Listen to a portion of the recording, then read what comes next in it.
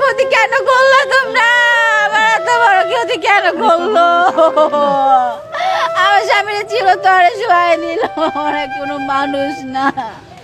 আমার স্বামীর লুলা লাগনা করে দিত, তারপর আমরা এত বড় কষ্ট পাইতাম না। চিরতরে তারে ঘুম পাড়ায় দিল, চিরতরে আমি কি করব? চাঁদাবাজি বলতে যেমন মানে ব্যবসায়ী ওনার কাছ থেকে গেছে, চাঁদাবাজিটা কমই ছিল, কিন্তু যে ব্যবসাটা উনি করতেছে, ওনারা বলতেছে যে মাসে মাসে টাকা দিতে হইব, তুমি একা একই ব্যবসা এতটা করবা কি লেগা? ব্যবসায়ী সূত্রটা বেশি ছিল, দ্বন্দ্বটা। তারা কি ব্যবসা দাবি করছিল না চাঁদা দাবি করছিল? হয় ব্যবসা কর দাও, নাইলে আমাদেরকে মাসিক চাঁদা দাও, কোনটা ছিল মূলত? বলছে যে ব্যবসায়ী টাকা দেবা, নাইলে মাসে মাসে 2 লাখ টাকা করে চাঁদা দিতে হইব, যে কোনো একটা মানতে হইব ওনারা বলছিল, কিন্তু আমি কোনোটাই মানবো না, এটাই ছিল ওনার এই কথা। এই চাঁদা ব্যবসার দ্বন্দ্বটার জন্য এটাও সাথে তৈরি ইপিজিং করার বাধা দেওয়ার ক্ষেত্রে তারা আপনার ছেলে স্বামীর উপরে চড়াও হয়েছে কিনা, এবং তখন ব্যবসা নিয়ে টানাটানি শুরু করছে। ব্যবসা নিয়ে টানাটানি এই ঘটনাটা কি দেয়?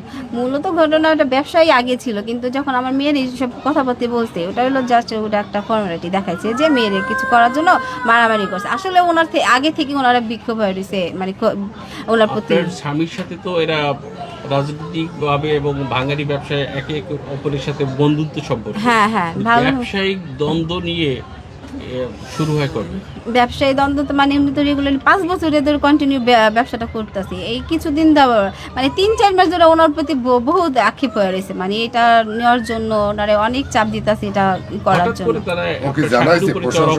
না, উনি কারো কিছু জানাই নাই, উনি কিছু আগে কোনো চিঠি করে না, উনি শুধু ওনাদের সাথে মিটমাট করতে চাইছে, মানে একসাথে বৈশা। উনি কোনো কাগজ কলমে কোথাও জিটিও করে না, এই কিছু করে না, ওনাদের সাথে বসে করতে চাইছে।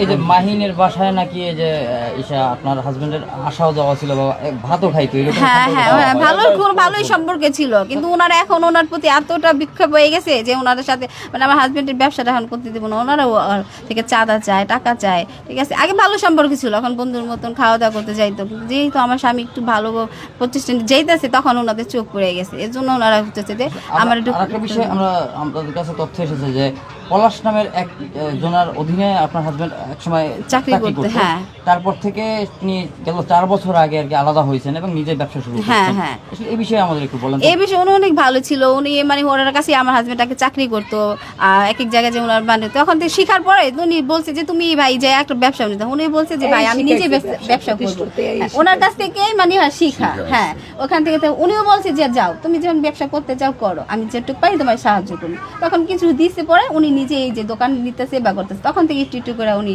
উপরে উঠছে, উনি অনেকটা হেল্প করছে।